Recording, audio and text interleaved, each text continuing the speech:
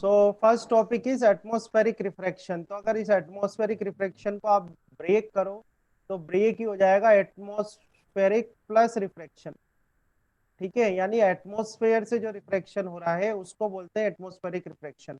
अब एटमॉस्फेयर से रिफ्रैक्शन क्या होगा, तो एटमॉस्फेयर से रिफ्रैक्शन कैसे होगा। तो देखो, एटमॉस्फेयर जो होता है वो एटमॉस्फेयर बना होता है डिफरेंट डिफरेंट लेयर्स से। तो डिफरेंट डिफरेंट लेयर्स से जो बना होता है, जैसे हम बात करें सन से, अगर हम सन से अर्थ की तरफ आते हैं, जैसे ये अर्थ है, ठीक है, तो सन से आप अर्थ की तरफ जैसे जैसे आएंगे तो एटमॉस्फेयर जो है, जो अर्थ का एटमॉस्फेयर है, वो अर्थ का एटमॉस्फेयर क्या है, डिफरेंट डिफरेंट लेयर्स में बना हुआ है, इस तरह से डिफरेंट डिफरेंट लेयर्स है उसकी।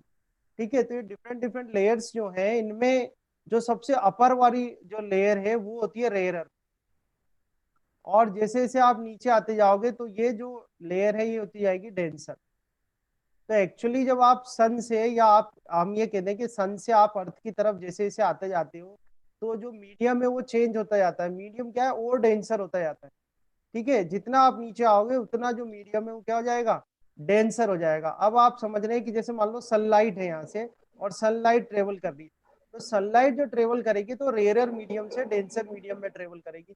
तो कोई भी एक अपन ले लें, जैसे हमने कोई एक लेयर ले ली, एक इंटरफेस ले लिया कोई सा भी, और इस इंटरफेस में अपन देखें तो ऊपर तो रेयर मीडियम है, नीचे जो है वो डेंसर मीडियम है। अगर मैं यहाँ पर नॉर्मल ड्रॉ करूँ, ये मैंने यहाँ पर नॉर्मल ड्रॉ करा, एक पॉइंट ऑफ इंसिडेंस ले लिया, और मान लो ये लाइट रे यहाँ पर इंसिडेंट हुई, इस तरह से लाइट रे इंसिडेंट हुई, तो होगा क्या, रेयर से जब आप डेंसर में आ रहे हो तो ये टूवर्ड्स द नॉर्मल जो लाइट रे है वो बेंड हो जाएगी। लाइट रे will bend towards the normal. तो ये तो मैंने एक इंटरफेस का एग्जांपल लिया है। There are number of there are number of layers.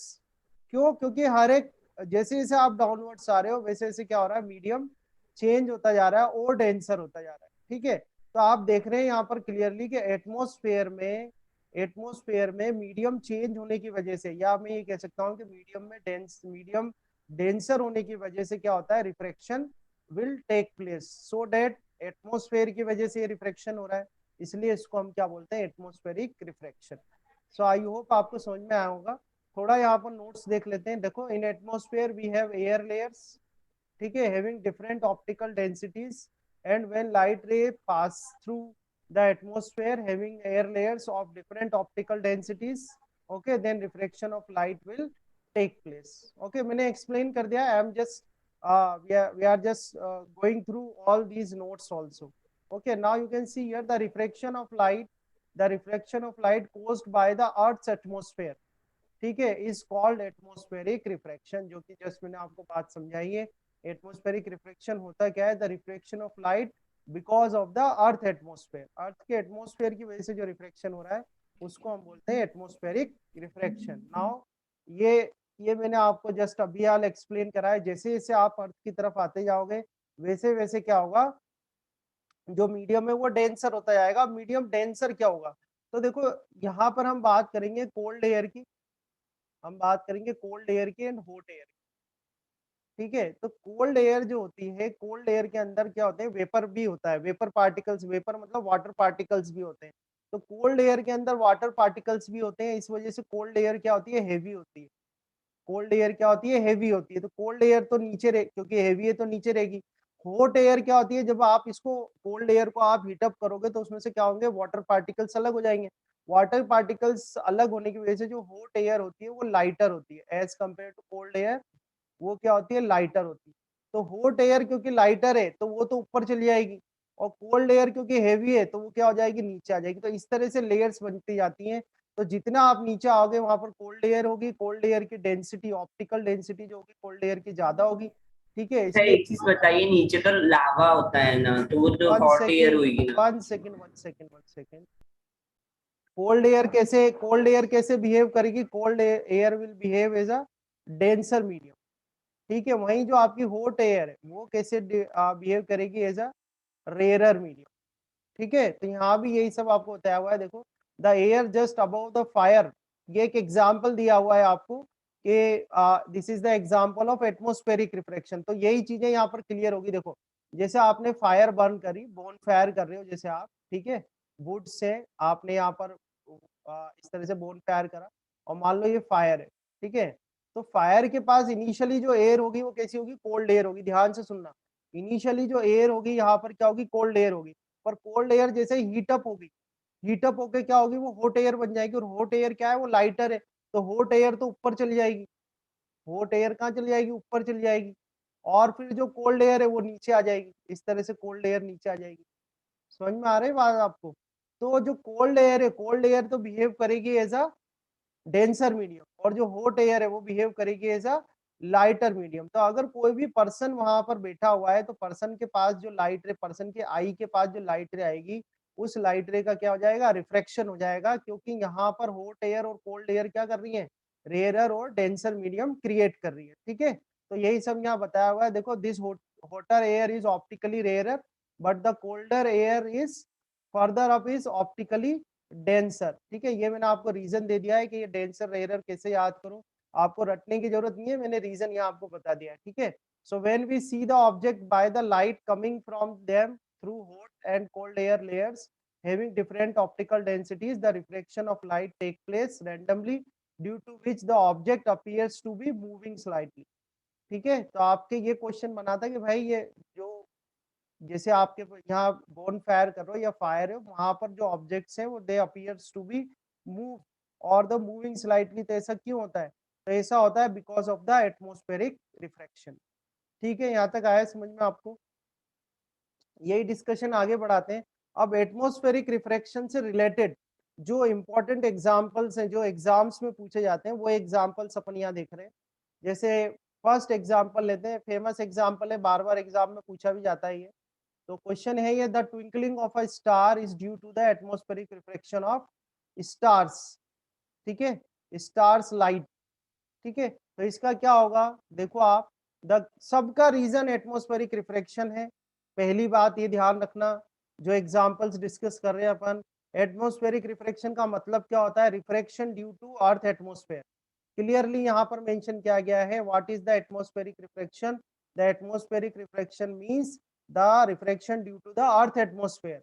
अब अर्थ एटमॉस्फेयर से रिफ्लेक्शन क्यों होगा, तो अर्थ एटमॉस्फेयर से रिफ्लेक्शन इसलिए होगा कि अर्थ एटमॉस्फेयर की जो लेयर्स हैं उनके डेंसिटीज अलग अलग है। ठीक है, कुछ की डेंसिटीज ज्यादा है, कुछ की डेंसिटीज कम है।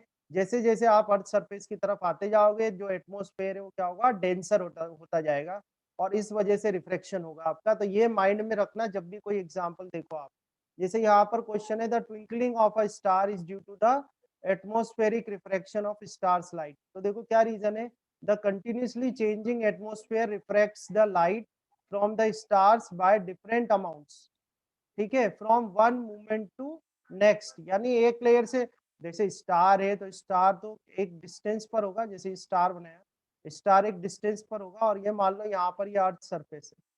ठीक है, तो जो अर्थ अर्थ पर जो भी जैसे पर्सन है वो स्टार को देख रहा है, तो स्टार क्या है, एक तो बहुत ज्यादा डिस्टेंस पे होते हैं, stars are very far away, so they behaves like a point source of light.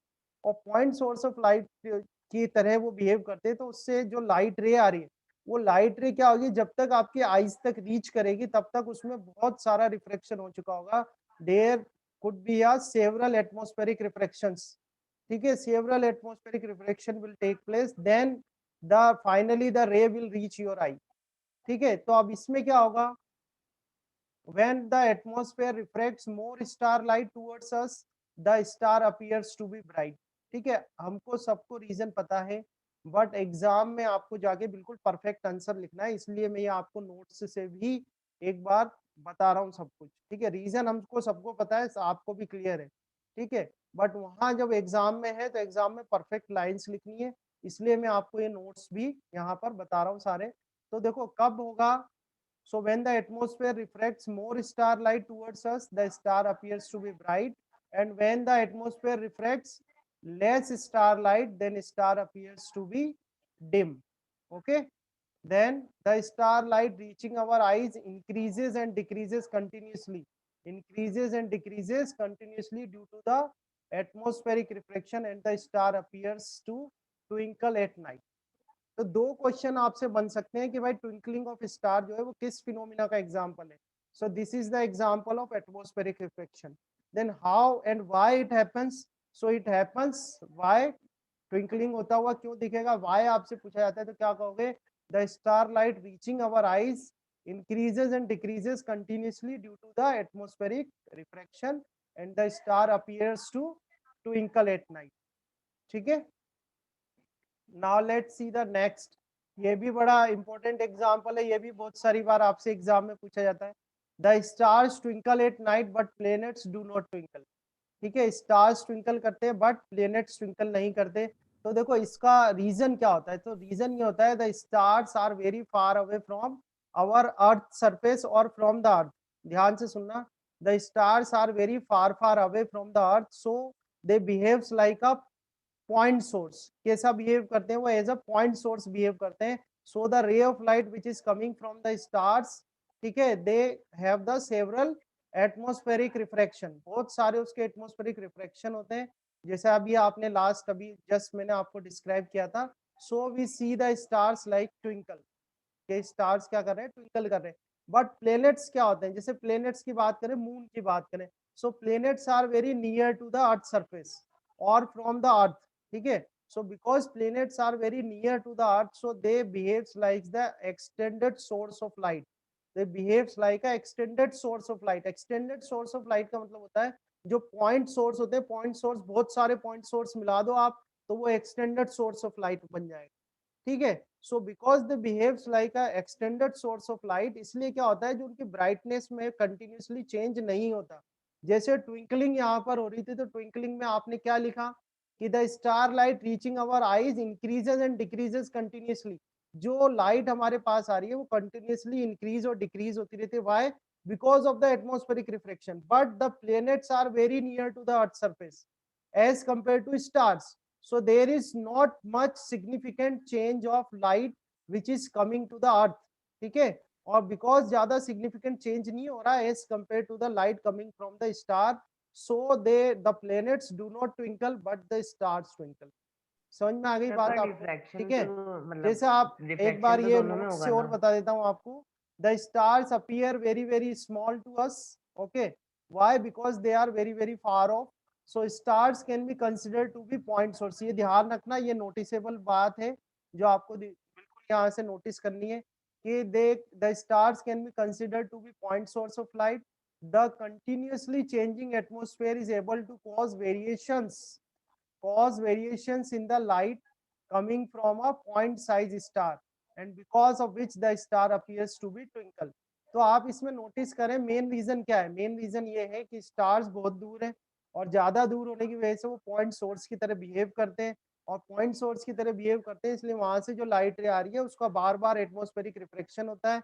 यानी जो लाइट हमारी आईज तक रीच हो रही है वो कंटिन्यूसली कम ज्यादा होती रहती है, इसलिए वो ट्विंकल करते हुए दिखते हैं. ठीक है, but in case of planet, planet में क्या होगा, तो प्लेनेट में क्या होगा, the brightness of a planet is always remains the same and hence it does not appear to twinkle. Why? कैसे, क्यों?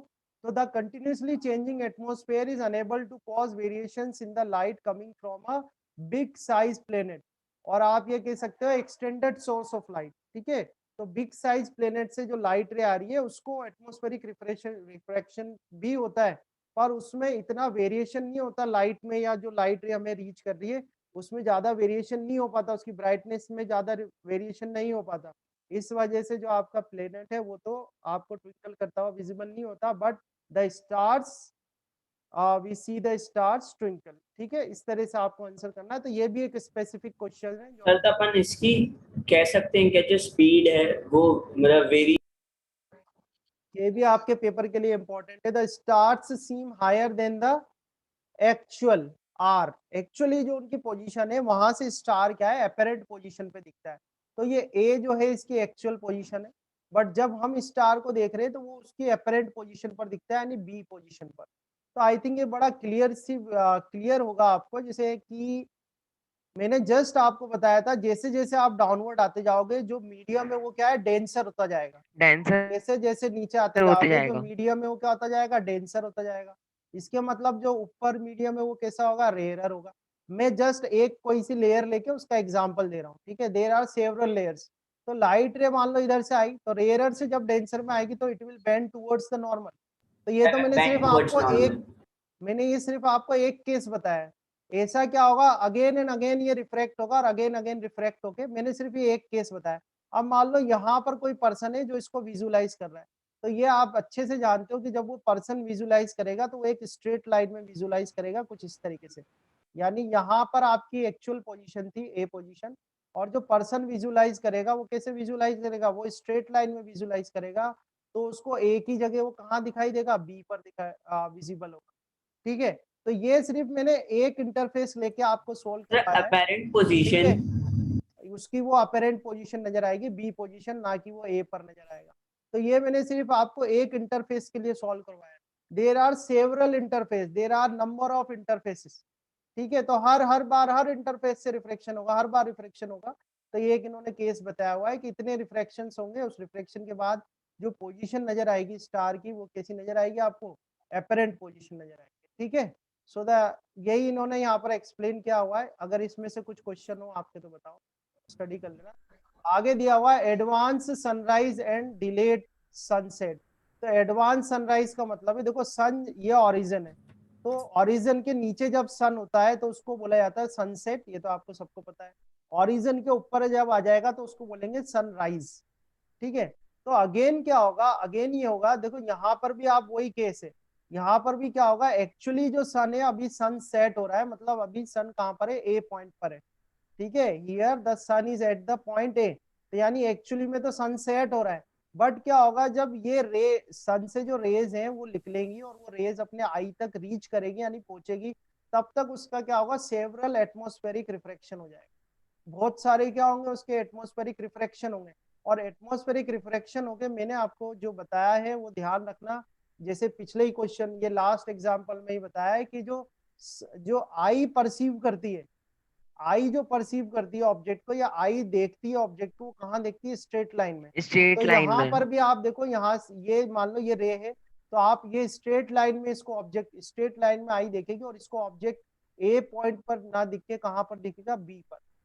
तो इस केस में क्या हुआ, जो आपका सन जो है वो एक्चुअली तो सेट है, यानी सन एक्चुअली सनसेट हो रखा है यहाँ पर, but because of the atmospheric reflection आपको सन क्या दिखेगा, sun appears to be above the horizon, यानी आपको क्या विजिबल होगा कि सन राइज हो रहा है। ठीक है, तो ये तो इसका रीजन हो गया। अब इसमें से क्वेश्चन क्या क्या बन जाते हैं, तो क्वेश्चन क्या क्या बन जाते हैं आपसे, ये क्वेश्चन यहाँ पर बन रहा है कि पहला तो क्वेश्चन यही है कि एडवांस सनराइज क्या होता है, डिलेड सनसेट क्या होता है।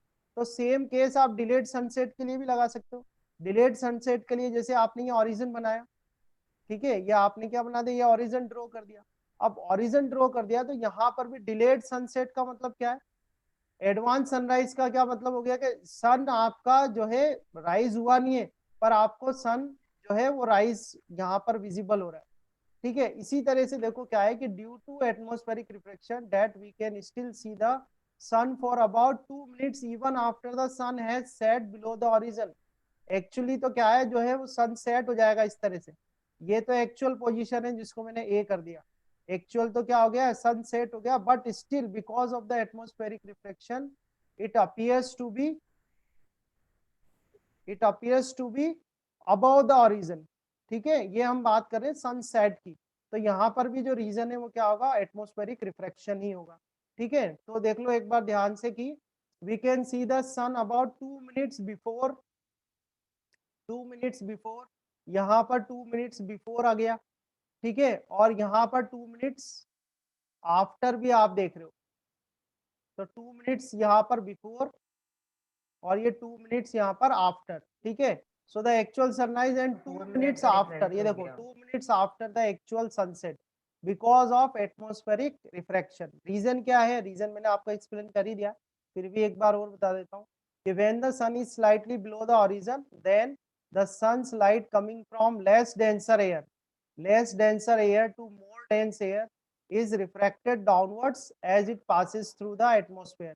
Because of this atmospheric reflection, the sun appears to be raised above the horizon when actually it is slightly below the horizon.